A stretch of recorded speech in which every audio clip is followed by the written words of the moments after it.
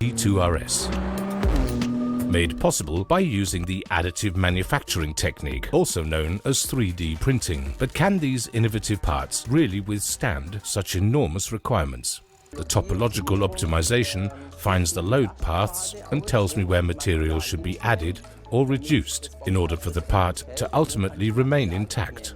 This generates a bionic structure that could not be manufactured using conventional casting or forging methods. The pistons move on to processing. Here they get their finishing. In a series of complex tests, they have to prove that they are worthy of the GT2RS.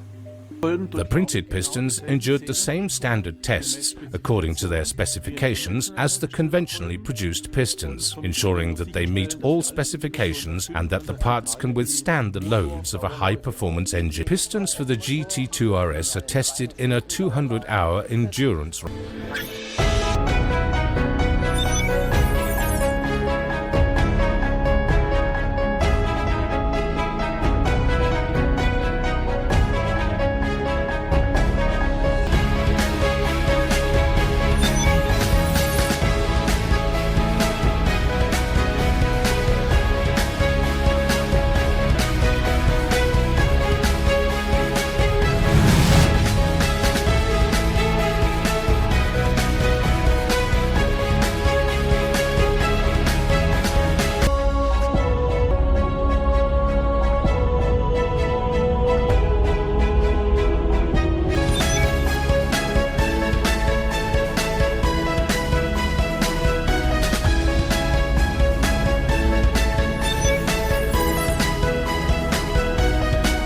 These valve components used to be crazy difficult to produce, made of machined parts that were stacked together and then assembled by brazing, soldering basically. It took a long time.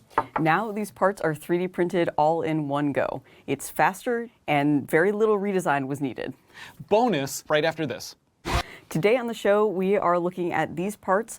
These are special parts because they were the best production part in our Cool Parts Showcase for 2023. So we have several parts on the table with us. These are all different variations, basically different same products in the same line. They are variable resistance trim stacks. These are industrial valve components, and they were produced, designed, submitted to us by for additive manufacturing, not just in terms of the geometry that 3D printing is able to realize. It's also a production success because of the way the Baker Hughes team is managing a high variability, high mix component and scaling up with that into production.